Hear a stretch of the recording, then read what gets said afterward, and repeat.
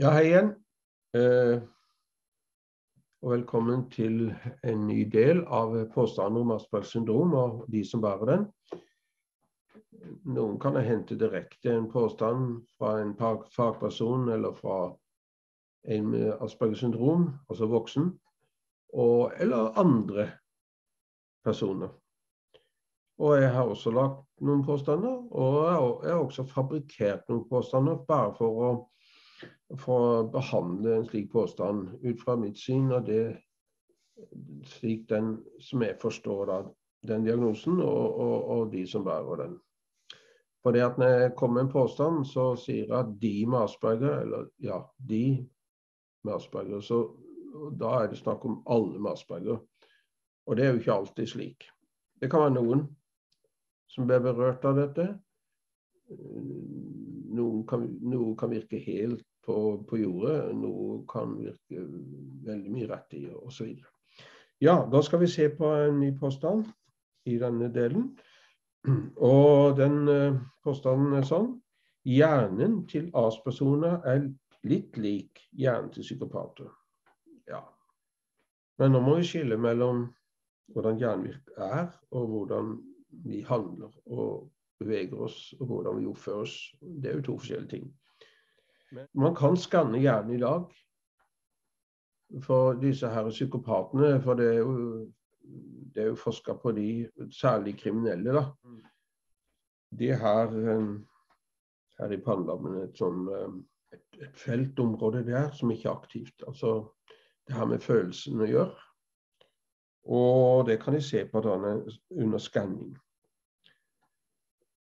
Det er jo synd at ikke i Norge her bruker mer den teknikken da, for det har vært spennende å se på andre også med den hjernen, eller under skanning, om de kunne se hva som er aktivt og hva som ikke er aktivt, for eksempel på det følelsesmessige.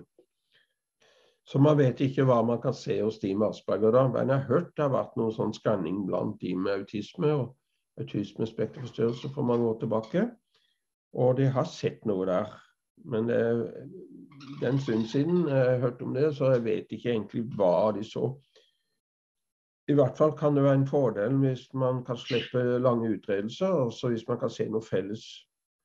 Det han forbinder med psykopater, det er jo det at de her mangler empati og samvittighet.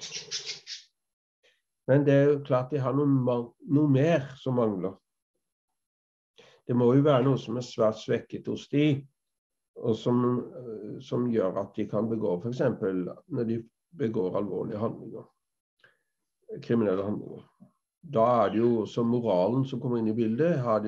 Mangler de moralsk gangesyn, eller bare ignorerer de? Vet de hva som er galt riktig? Ja, det er tydelig, de vet det. På sånne alvorlige ting i hvert fall. Men de ignorerer det.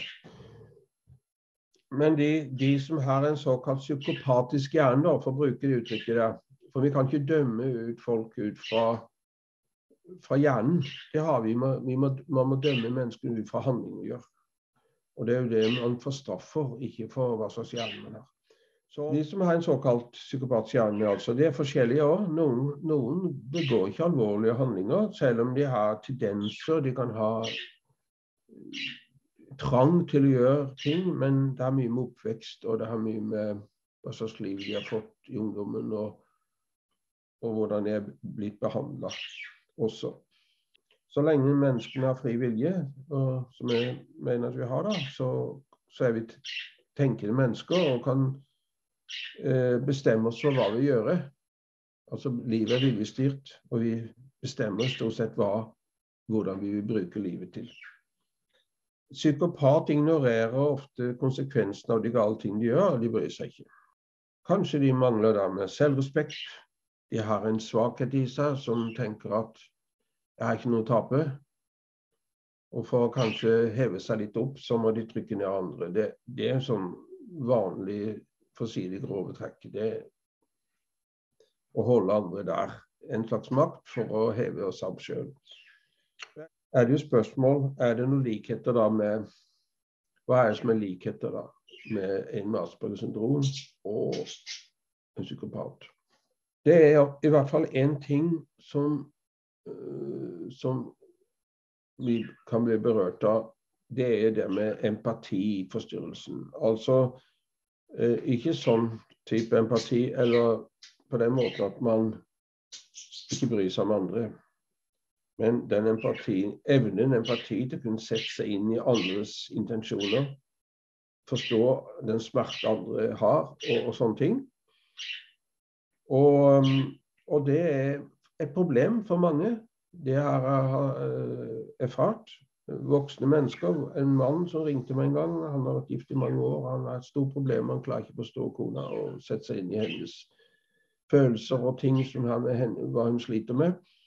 Og han glad for hver gang hun kan ha det bra, og det hjelper jo han, for han lider under altså det at han ikke kan være slik som kona ønsker han skal være, altså å ta inn over de tingene hun har, og være opptatt av det først og fremst, i stedet for å komme med løsninger. For vi menn, vi kan lett være opptatt av å komme med løsninger når kona eller vår nærmeste jeg har relasjon til, altså, har problemer.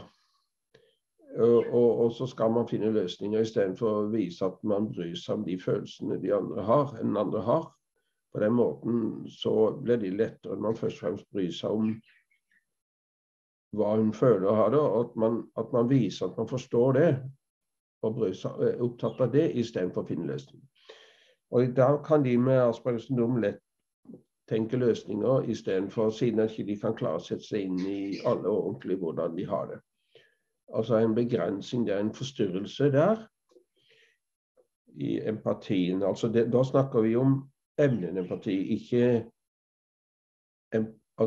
den empatien som har med å vise empati. For man kan vise empati, det jo en ting, det har jeg vel tatt fram tidligere i disse her delene, videosnuttene.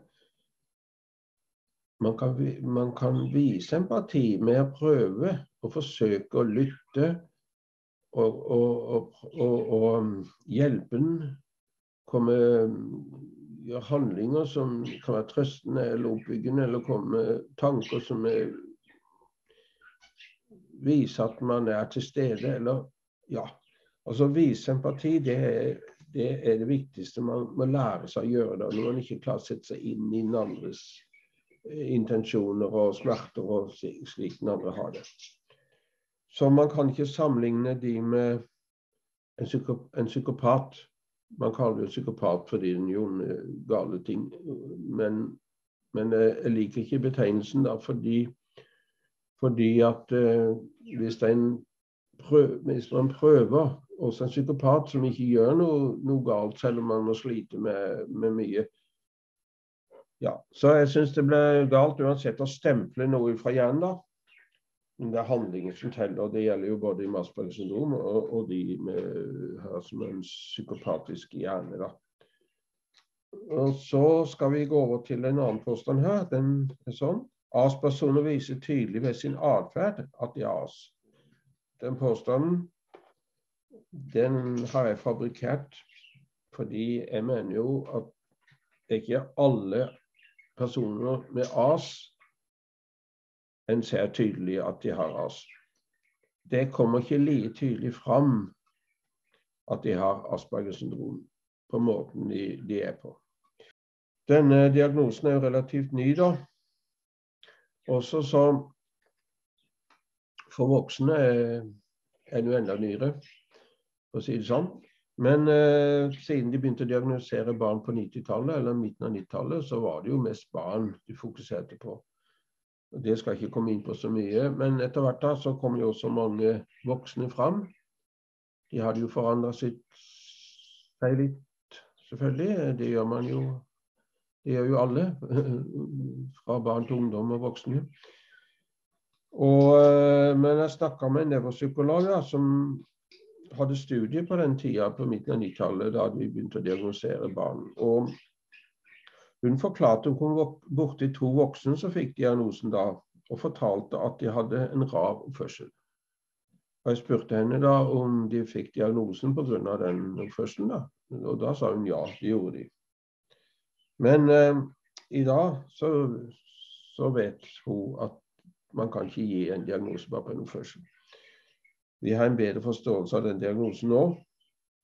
Men spørsmålet altså om AS-personer viser en annerledes adferd som skiller seg ut for folk flest.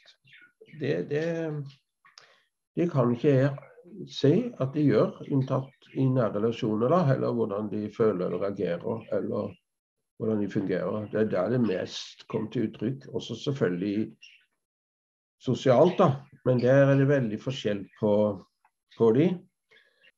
Men ut fra et fagpersonsyn, så mange mener at når de kommer til en utredning eller til samtaler, så er det veldig vanskelig med en gang sånn umiddelbart å si at de har Aspergers syndrom.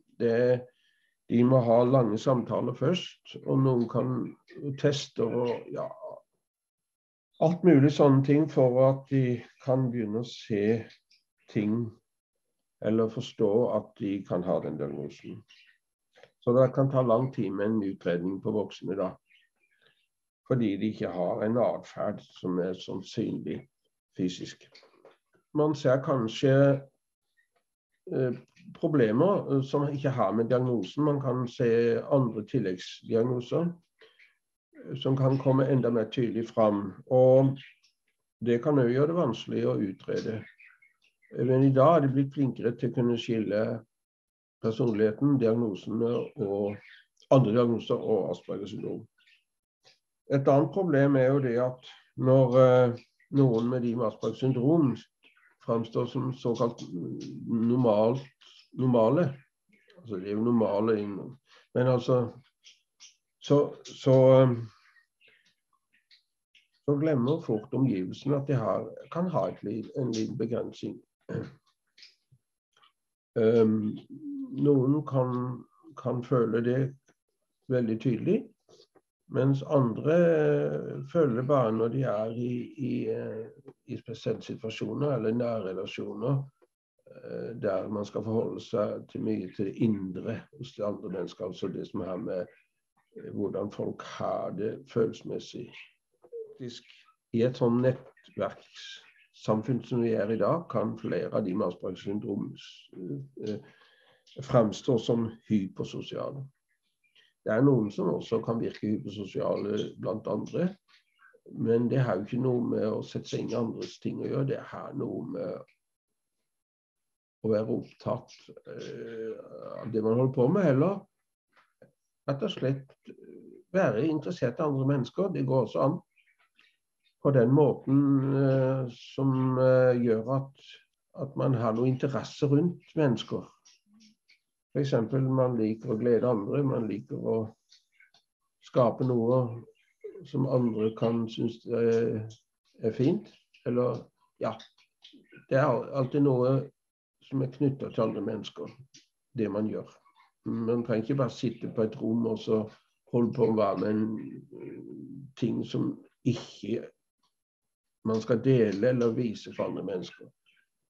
Men så lenge man skal gjøre noe for glede eller for vise og underholde eller hva det måtte være, så er man opptatt av mennesker på en måte, uten altså nødvendigvis å sette seg inn i deres personlige problemer.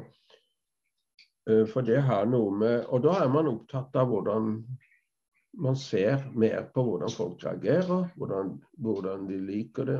Man er mer opptatt av det visuelle, men det kommer vi mer inn på når det gjelder kroppsspråk og sånn da. Ja, det var de påstandene jeg hadde nå, og neste gang så skal vi se på en påstand. Vi skal begynne med en påstand som heter AS-personer er ikke helt normale. Ja, inntil da så har det fint. Så håper vi ses til neste del.